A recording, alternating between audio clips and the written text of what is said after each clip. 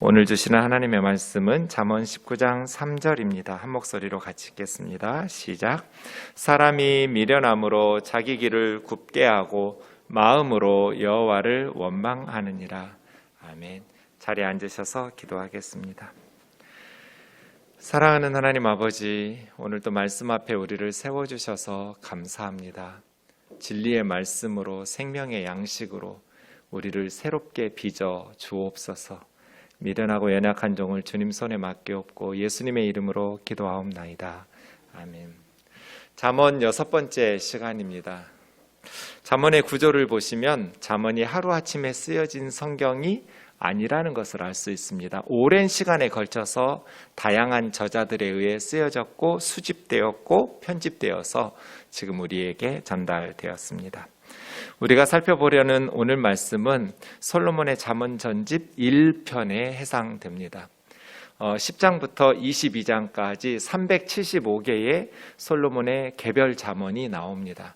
25장 1절부터는 솔로몬이 지은 잠언을 그 후대의 히스기야의 신하들이 편집했다는 표제어가 또 나오고 그 중간에 지혜자의 잠언이라는 그런 내용들이 나오기 때문에 솔로몬의 개별 잠언을 1편, 2편 이렇게 나눕니다. 10장까지는 잠언의 내용이 한 구절 한 구절이 개별적인 잠언이어서 9장까지 문맥이 있는 하나의 주제를 여러 절에 걸쳐서 쓰여지는 앞부분하고는 좀 다른 모습을 보이고 있습니다.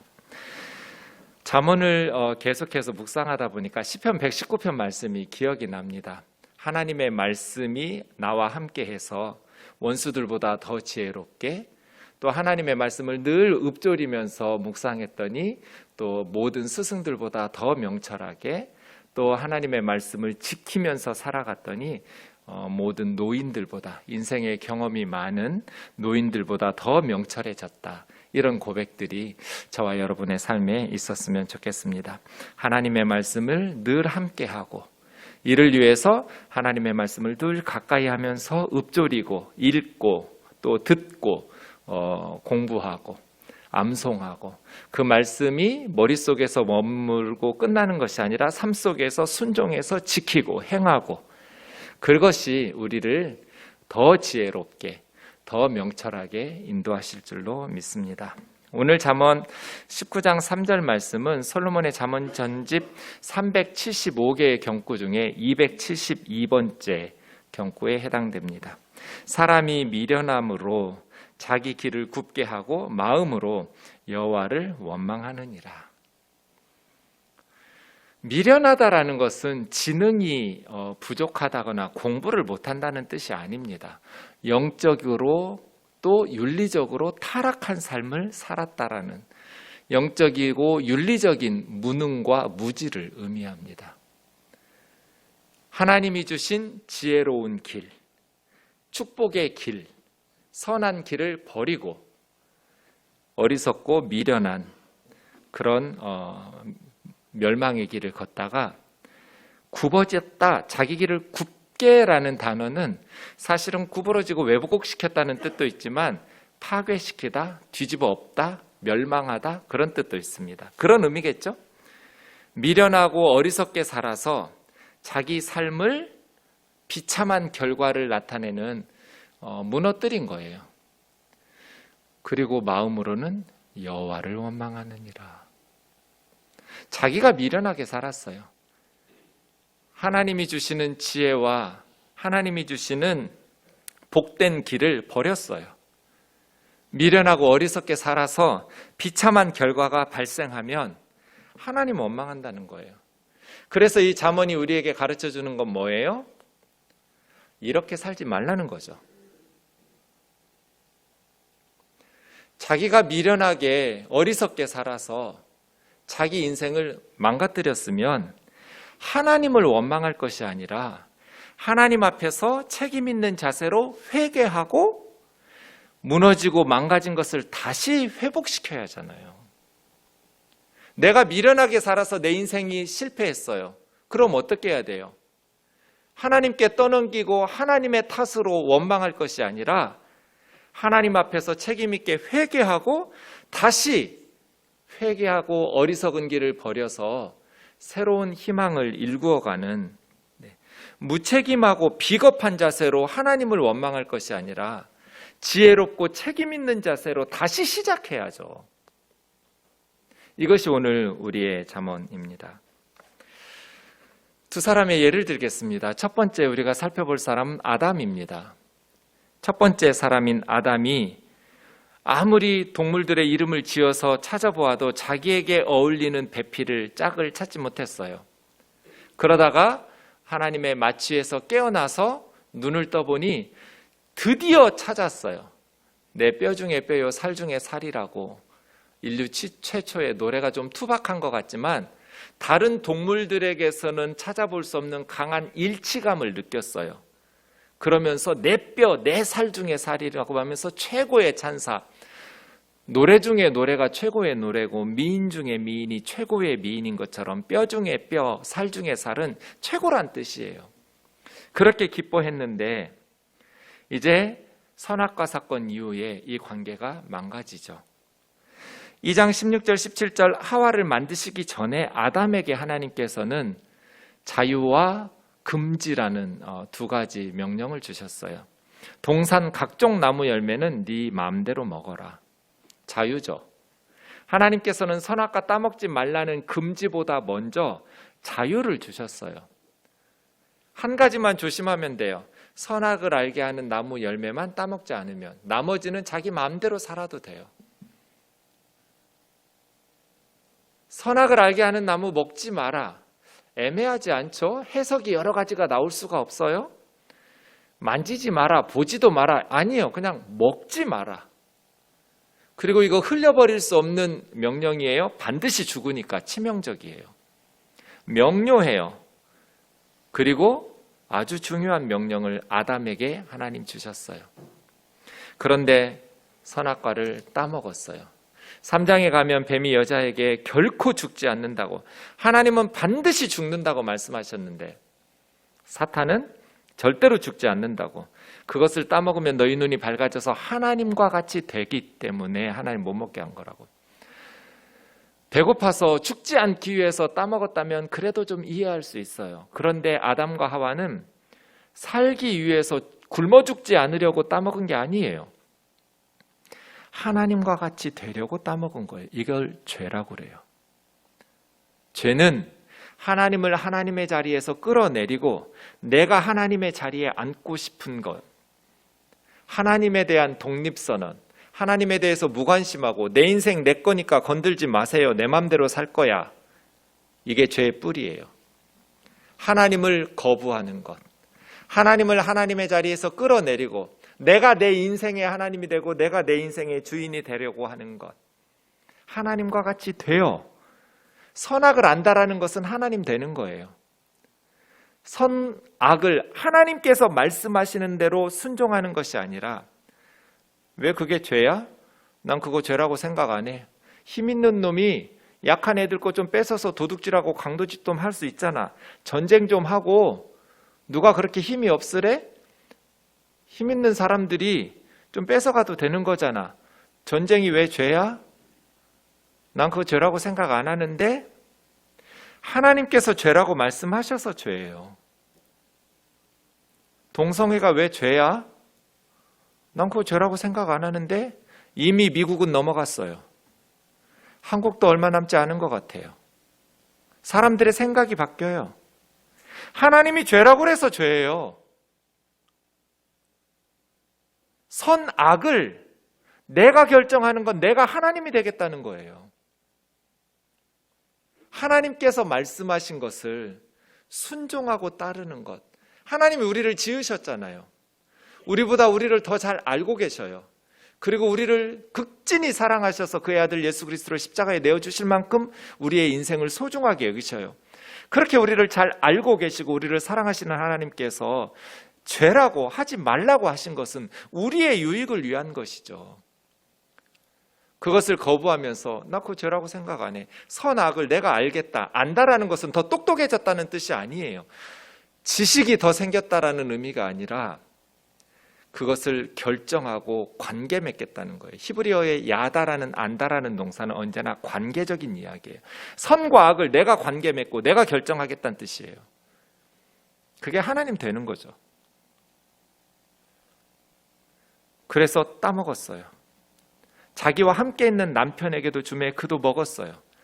아담도 그곳에 있었다는 것을 암시하고 있어요. 억지로 먹은 거 아니에요. 그냥 자기 입으로 먹었어요. 먹으면 안 되지 이 사람아, 내가 먹으면 안 된다고 그랬잖아, 반드시 죽는다고 그랬잖아. 이런 어떤 저항의 모습이 전혀 없었어요. 아담에게. 그냥 순순히 받아 먹었어요. 죄가 두려운 것은 하나님과의 관계를 깨뜨리기 때문이에요. 인생에는 두 가지만 두려워하면 돼요. 세상은 딱 두 가지를 조심하고 나머지는 무서워할 필요가 없어요. 첫째, 우리는 하나님을 두려워해야 되고, 둘째, 죄 짓는 것을 두려워해야 돼요. 두 가지 외에는 이 세상에 두려워할 것이 없어요. 아무것도 두려워할 필요가 없어요. 하나님을 두려워하지 않으면 인생이 망해요. 그리고 죄 짓는 것을 두려워하지 않으면 인생이 망해요. 그래서 이 세상은 하나님과 죄 짓는 것을 두려워해야 돼요.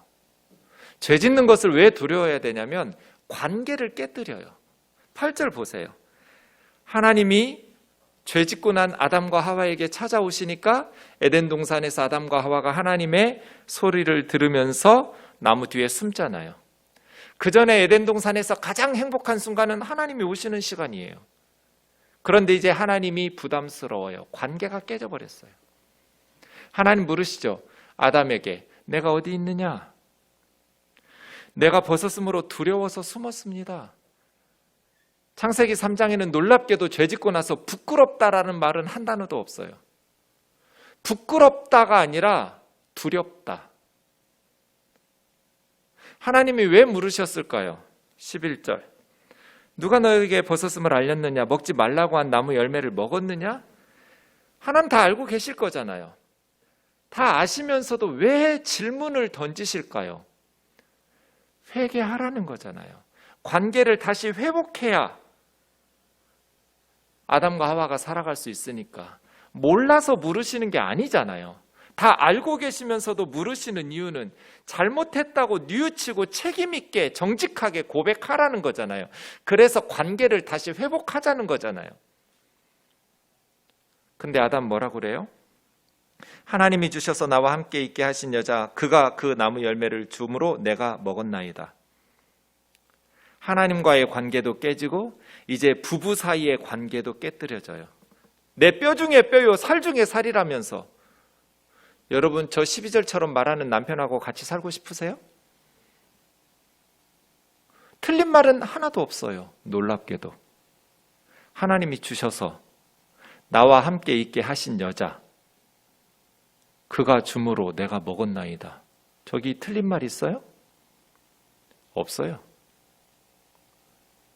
그런데 아담은 회개할 수 있는 기회, 관계를 회복할 수 있는 기회를 날려버렸어요. 하나님이 몰라서 물으시는 게 아니잖아요. 저렇게 변명하라는 게 아니라 회개하라는 거잖아요. 하나님 죄송합니다. 제가 잘못했습니다. 죽을 죄를 지었습니다. 제 아내는 하나님께서 먹으면 반드시 죽는다는 말씀을 못 들었지 않습니까? 저에게만 말씀하셨고 제가 전달을 잘했어야 되는데 제 아내가 제가 제대로 전달을 못해서 저렇게 따먹었습니다. 저만 죽여주십시오. 만약에 아담이 그랬다면 평생 죽을 때까지 아내에게 대접받으면서 살았겠죠? 그러라는 거잖아요, 지금. 하나님 앞에 책임 있게 회개하라는 거잖아요. 변명하라는 게 아니라 하나님을 몰랐어요. 아담이 하나님을 몰라도 너무 몰랐어요. 하나님은 몰라서 물으신 게 아니에요.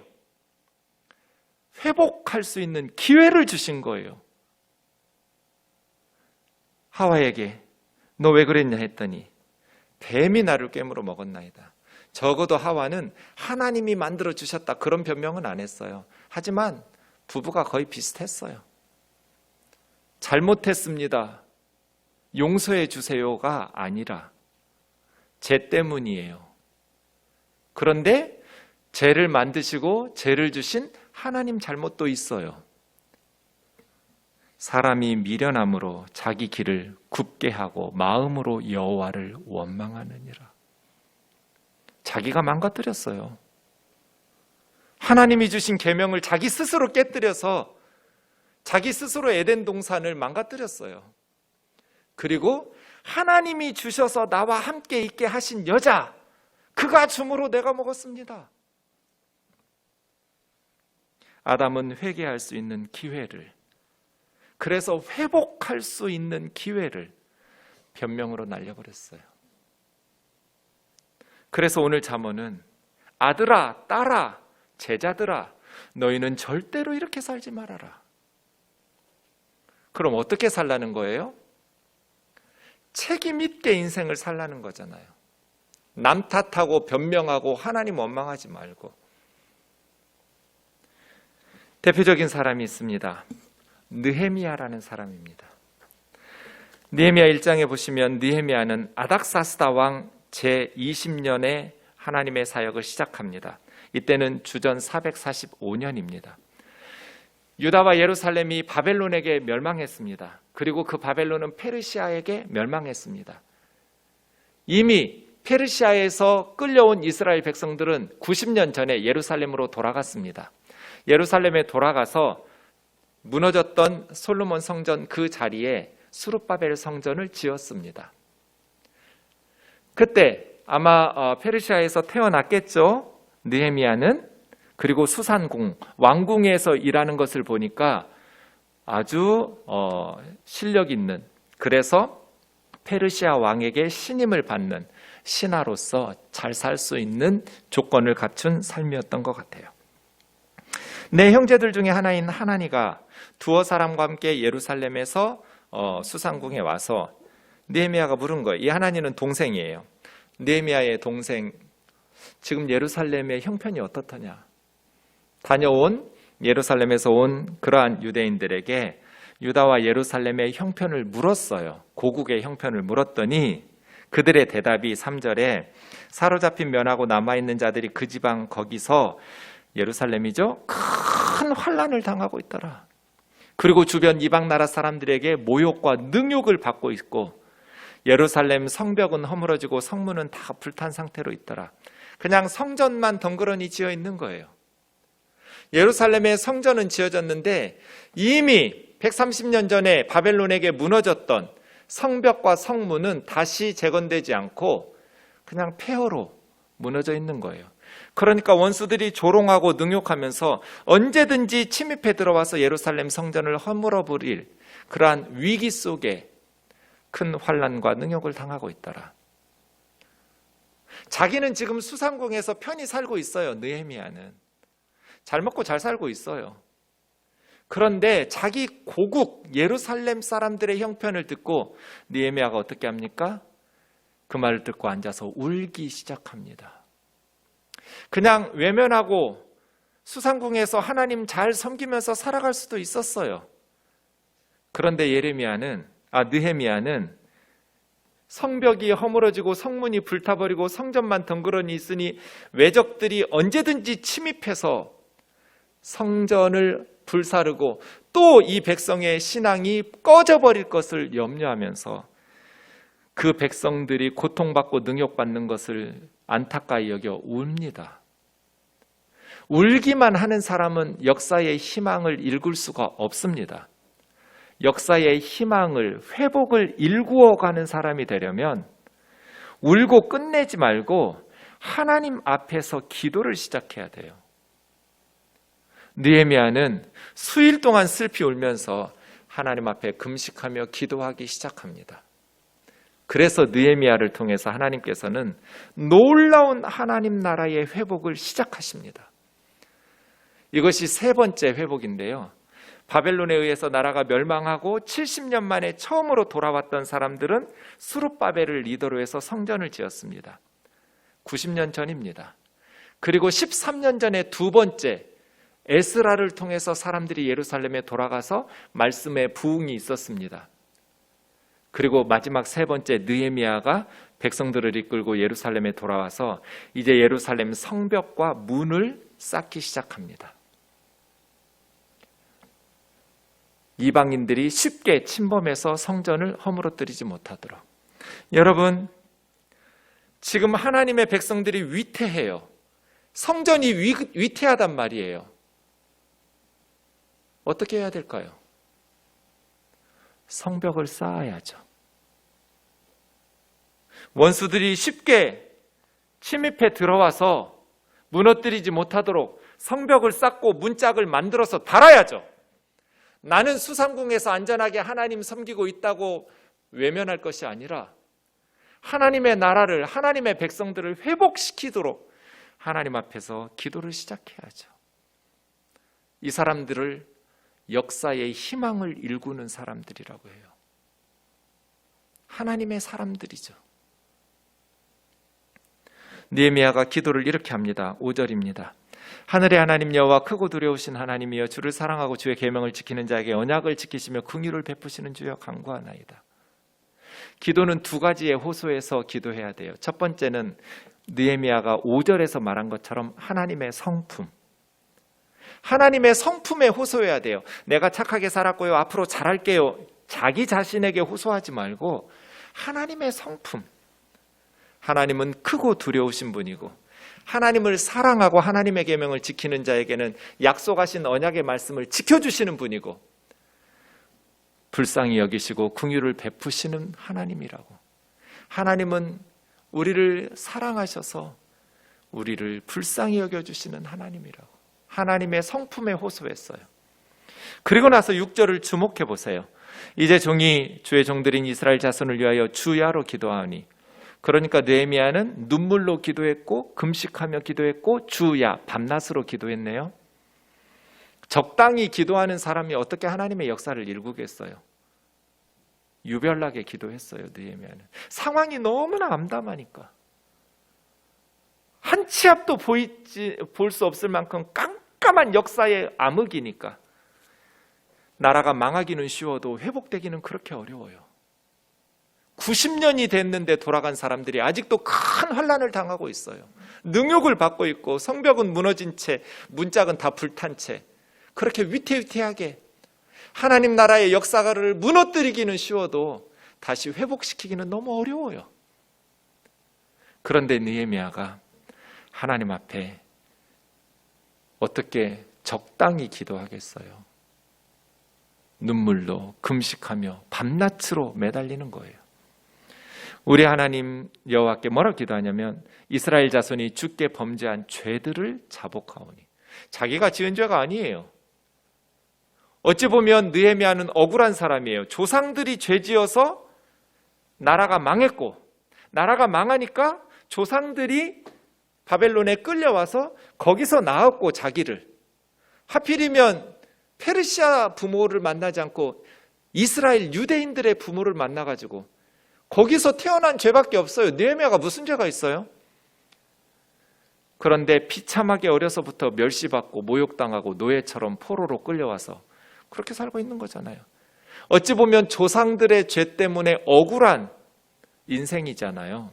그런데 느헤미야는 아담처럼 하나님을 원망하지 않고 이스라엘 조상들이 지은 죄를 자기가 지은 것처럼 자복하고 회개를 해요.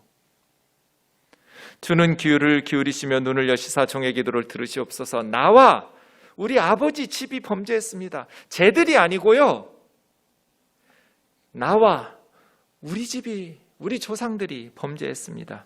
어떻게? 주를 향하여 크게 악을 행했습니다. 모세를 통해서 주셨던 하나님의 말씀을 순종하지 않았습니다. 하나님 말씀대로 살라고 성경 주셨는데, 율법 주셨는데 우리가 선지자를 통해서 주신 그 말씀들을, 모세를 통해서 주신 그 말씀들을 지키지 않았습니다. 하나님께서 옛적에 신명기 30장 4절에서 모세를 통해서 말씀하셨지 않습니까? 너희가 범죄하면 이 적과 꿀이 흐르는 가나안 땅에서 쫓아내서 여러 나라에 흩어버릴 것이다. 그러나 너희가 그 나라들의 노예로 포로로 끌려가서 고통받다가 만일 내게로 돌아와서 회개하면 죄를 깨닫고 뉘우치고 내게로 돌아와서 회개하고 내 명령을, 말씀을 지켜 순종하기 시작하면 하늘 끝에 쫓겨났었더라도 내가 다시 예루살렘으로 돌아오게 하겠다. 하나님 신명기에서 모세를 통해서 약속하셨거든요. 이렇게 말씀에 호소해서 기도하는 거예요. 기도는 하나님의 성품과 하나님의 말씀에 호소하는 거예요. 하나님 이렇게 말씀하셨잖아요. 지금 역사는 너무나 환난 가운데, 능욕 가운데 비참한 상황이지만, 희망의 불빛이 한 조각도 보이지 않지만, 내 인생은 너무나 깜깜한데, 내가 처한 상황은 너무나 암흑인데, 하나님 약속하셨잖아요. 하나님, 종의 기도를 들어주세요. 이렇게 회개를 시작해요. 그리고 10절, 하나님의 백성은 하나님의 큰 능력과 손으로 애굽에서 건져내시고 구원하신 주의 백성 아니냐고. 종의 기도와 주의 이름을 경유하기를 기뻐하는 종들의 기도 들으시고 이 종을 형통하게 하셔서 이 사람들 앞에서, 페르시아 사람들이죠, 이 페르시아 사람들 앞에서 은혜를 입게 해달라고 기도했더니 하나님께서 왕의 최측근 술관원으로 만들어주셨어요. 그래서 왕에게 신임을 얻고 그 다음에 왕에게 간청하는 거죠. 나 예루살렘 좀 보내달라고. 지금 우리 고향에 우리 조국 사람들이 큰 환난을 당하고 이방 나라들에게 모욕과 능욕을 받고 성벽은 허물어졌고 성문짝은 다 불타버렸다고. 나 좀 우리 고향에 다녀올 수 있게 해달라고. 그래서 페르시아의 왕 아닥사스다가 보내줘요. 총독으로. 느헤미야가 없었으면 예수님 때까지 이스라엘이 존재할 수 있었을까? 쉽지 않았을 것 같아요. 느헤미야가 없었으면 이스라엘 백성들이 그렇게 맘 편히 예루살렘 성전에서 예배할 수 있었을까? 불가능했을 것 같아요. 느헤미야가 성벽 쌓고 문짝을 만들어서 성문들을 다 만들어내고 그 안에 성전을 보호해 주었기 때문에 이스라엘 백성들이 안심하면서 편안한 마음으로 예루살렘에서 하나님을 섬길 수 있었던 것 같아요. 이걸 회복이라고 그래요. 회복. 사람이 미련함으로 자기 길을 굽게 하고 마음으로 여호와를 원망하느니라. 아담은 그랬어요. 그런데 느헤미야는 자기가 지은 죄도 아니에요. 자기 때문에 나라가 망한 게 아니에요. 자기 때문에 성벽이 허물어지고 문짝이 불탄 게 아니에요. 자기는 그래도 행운이 있어서 그냥 수산공에서 하나님 섬기면서 잘 살 수 있었어요. 그런데 느헤미야는 조상들의 어리석음을 자기가 회개하면서 하나님의 역사를 새롭게 하는, 회복하는 사람이 돼요. 성벽을 쌓는 사람이 돼요. 지금 우리 가정과 교회와 나라에 필요한 사람이 누구예요? 저와 여러분은 아담이에요? 느헤미야예요? 아담의 말 틀린 말 하나도 없어요. 느헤미야가 조상들 탓하면서 조상들 때문에 우리가 이렇게 비참하게 살고 있다고, 억울하다고 말한다고 그래서 그 말 틀린 말 아니에요. 그런데 그렇게 하나님을 원망하고 남 탓하고 하나님께 책임을 떠넘기는 사람은 역사의 희망을 일굴 수가 없어요. 역사의 희망을 일구는 사람은 느헤미야 같은 사람이에요. 이것이 예수 그리스도의 복음이죠. 예수님은 자기가 죄져서 십자가를 지신 게 아니에요. 우리가 지은 죄를 예수님이 지은 것처럼 우리 대신 십자가에서 하나님의 저주와 형벌을 받으신 것, 이것이 기독교의 핵심 메시지잖아요. 그래서 저는 기독교만이 세상을 변화시키고 역사의 희망을 일으키는 유일한 종교라고 생각해요. 예수 그리스도의 십자가의 사랑, 누구 잘못인지 잘잘못 따져가면서 싸우고 분쟁으로 분열하고 있는 이 세상 속에서 예수님의 희생적인 십자가 사랑을 경험한 그리스도인들만이 다른 사람들의 죄까지도 내 잘못이라고 회개하면서 북한 사람들 잘못 아니라고, 내 잘못이라고, 내가 설교를 잘했으면 남쪽의 교회들이, 남쪽의 성도들이 장로님이 대통령도 되었었는데 정말 한국 교회 잘못이라고, 우리 잘못이라고, 내 잘못이라고, 정치인 잘못이고 대통령 잘못이고 야당 잘못이고 여당 잘못이고가 아니라 내 잘못이라고.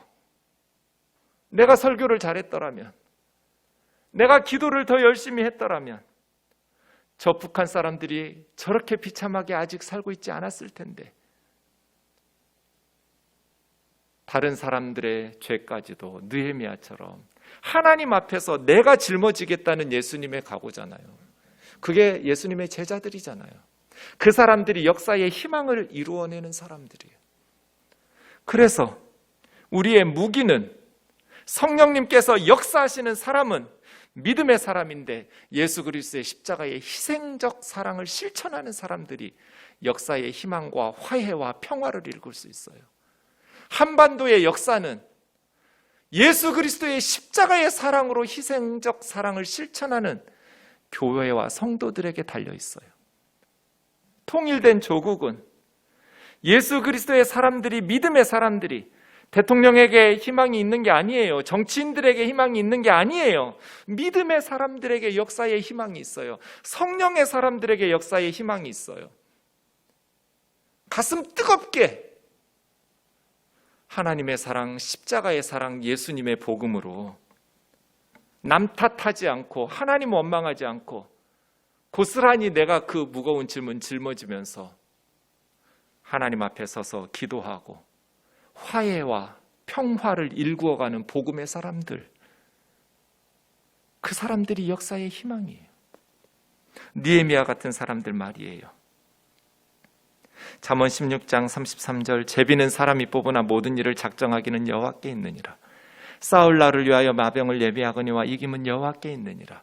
역사의 주인은 하나님이에요. 하나님께서 모든 역사를 다스리고 계시기 때문에 우리가 느헤미야처럼 하나님 앞에서 책임 있는 자세로 조상 탓하고 남 탓하고 변명하지 않고 하나님 내 잘못이라고, 교회가 세상의 소금과 빛의 사명을 감당하지 못했기 때문에, 또 성도들이 세상의 소금과 빛의 사명을 감당하지 못한 것은 목사인 내가 설교를 잘 못했기 때문에, 내가 기도와 목회를 제대로 못했기 때문에, 정부나 정치인들보다 먼저 우리 죄가 하나님 앞에서 더 크다고.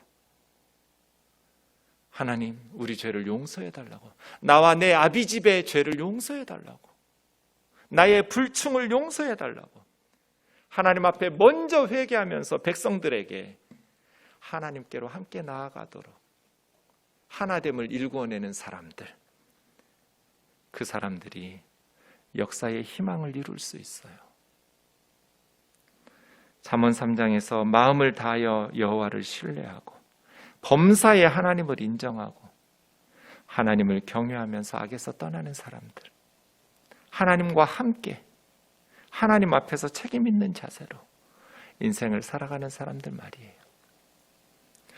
영국 사람들이 셰익스피어를 자랑하면 미국 사람들은 존 스타인백을 자랑합니다. 존 스타인백이라는 사람은 대표적인 미국의 소설가이고 노벨 문학상 수상자입니다. 존 스타인백의 대표적인 소설 중에 하나가 에덴의 동쪽이라는 오늘 설교 제목입니다. 아담과 하와가 선악과를 따먹고 에덴의 동쪽으로 쫓겨났습니다. 그곳에서 아이들을 낳고 가인과 아벨을 낳았습니다. 에덴의 동쪽이라는 소설은 가인과 아벨 이야기, 성경 창세기 4장이 모티브입니다. 존 스타인백은 원죄와, 이제 에덴의 동쪽에 갔을 때는 이미 원죄를 짊어지고 사람들이 살게 되었어요. 에덴 동산에서 쫓겨나서 선과 악, 사랑과 증오, 인간의 자유의지 등을 아주 깊이 있게 다루는 소설이 에덴의 동쪽입니다. 에덴의 동쪽의 주인공인 에돔이라는 사람에게 쌍둥이 아들이 있었습니다. 아론과 칼입니다. 제임스 딘이라는 잘생긴 배우가 이 칼의 역할을 해서 에덴의 동족이라는 영화는 아주 큰 히트를 쳤던 것도 기억합니다. 어머니는 이 쌍둥이를 낳고 2주 만에 집을 떠나버렸어요. 그리고 아주 방탕한 삶을 살아가게 됩니다.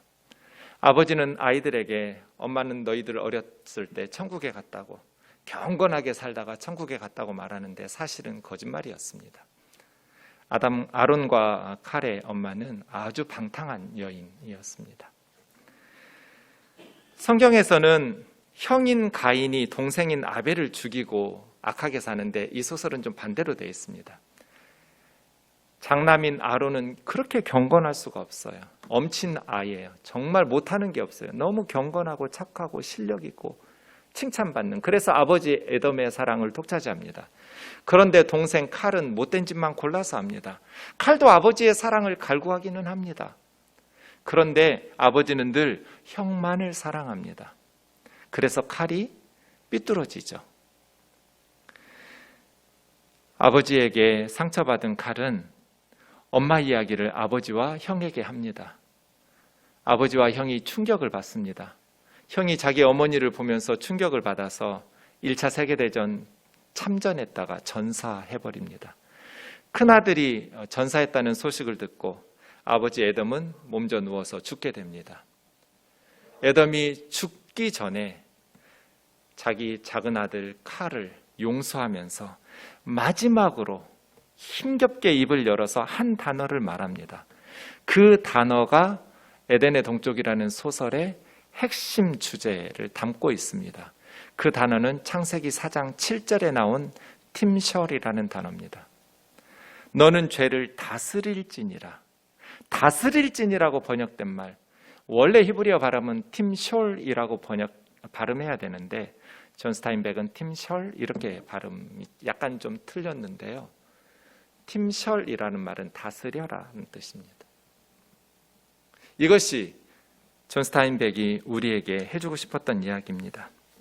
존 스타인백은 에덴의 동쪽에서 리라는 중국인 하인의 입을 통해서 이렇게 말합니다. 게으름 때문에 혹은 나약해서 하나님 무릎 위에 주저앉아 어쩔 수 없었어요. 길이 정해져 있는 걸요 라고 말하는 것은 쉽습니다. 그러나 선택의 여지가 있다는 것이 얼마나 영광스러운 일인지 생각해 보십시오. 선택이야말로 인간을 인간으로 만들어줍니다.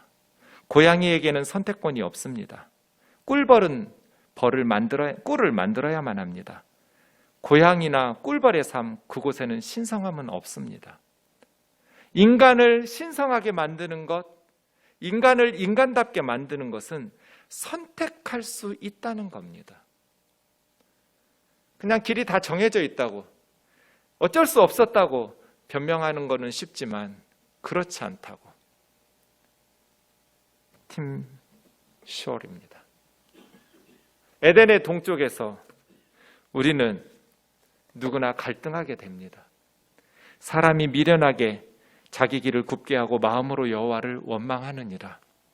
인간은 누구나 가인과 아벨의 가인처럼, 아론과 칼의 칼처럼 선과 악, 사랑과 증오 사이에서 갈등하고 헤맵니다. 이게 에덴의 동쪽에서 사는 인간의 실존입니다.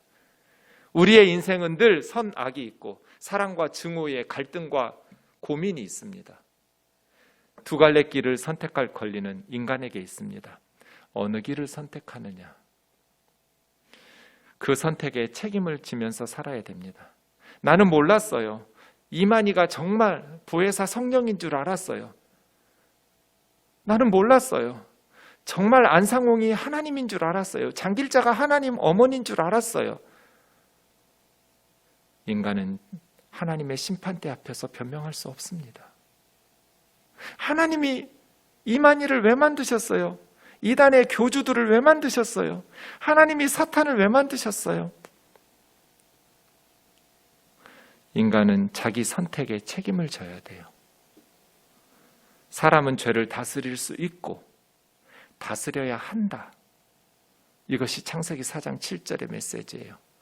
죄가 너를 원하지만, 죄가 너를 다스리려고, 너를 질질 끌고 다니면서 죄짓게 만들려고 하지만 너는 죄를 다스릴지니라. 팀숄, 다스릴지니라. 팀숄.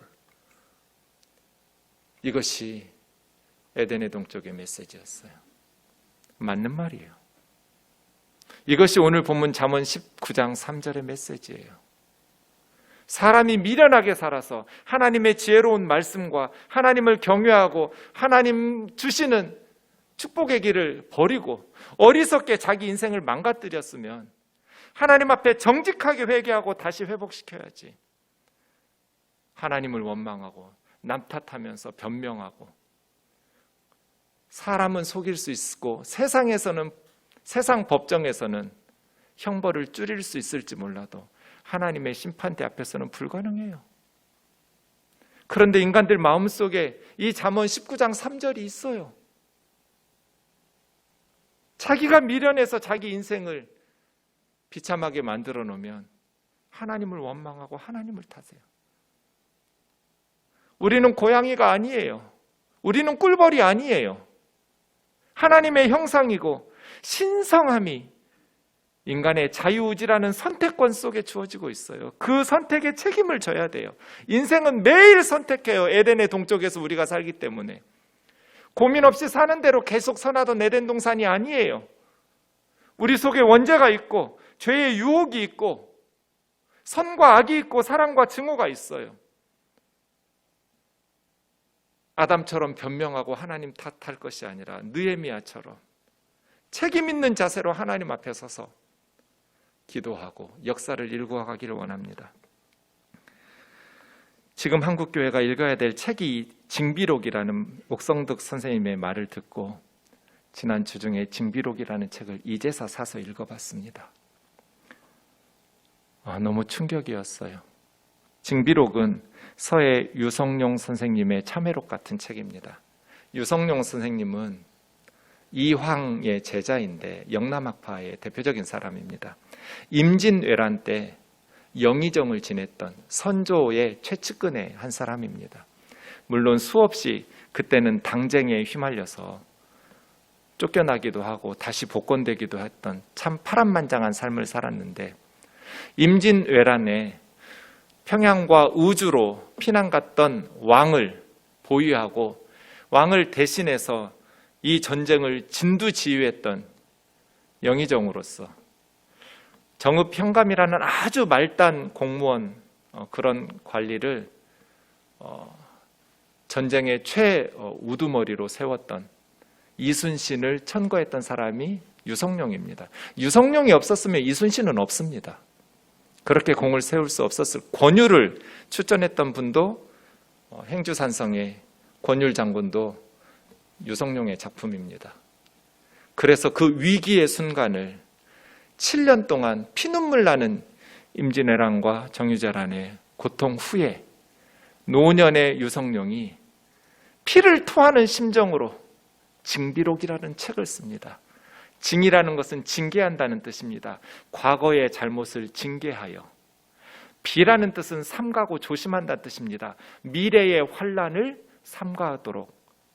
그 책이 징비록입니다.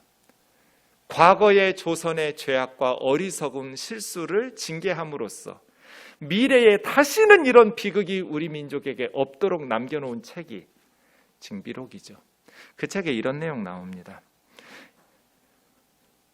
임진왜란 전에 일본에서 사신들이 옵니다. 또 한국에서 사신으로 가기도 합니다. 이미 일본이 쳐들어올 것을 선언하고 있습니다. 명나라 정복하러 갈 테니까 조선은 길을 비켜라. 전쟁하겠다는 거잖아요.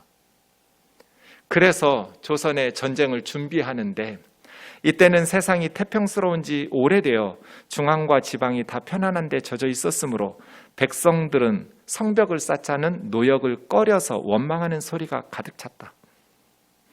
뿐만 아니라 경상도와 전라도 두 도내에 쌓은 성들은 그 지형과 형세를 잘 살펴서 쌓지 않고 넓고 크게 만드는 데만 힘썼다. 진주성은 본래 험한 산을 의지하고 쌓아서 지킬만 하였으나 이제와 너무 작다고 여겨 동쪽 평지로 옮겨 쌓았기 때문에 그 뒤에 적의 침입을 받자 성을 보존하지 못하고 무너졌다.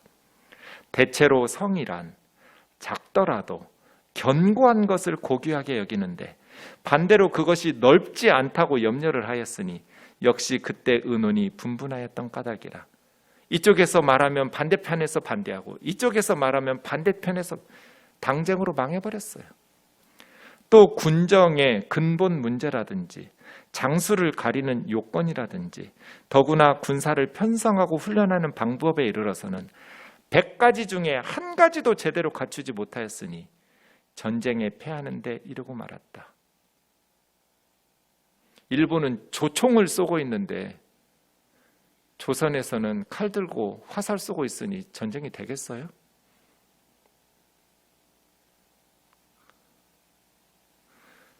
이 징비록을 읽고 나서 한 역사가가 최근에 쇠퇴하는 한국교회와 한 역사가의 일기라는 책을 냅니다.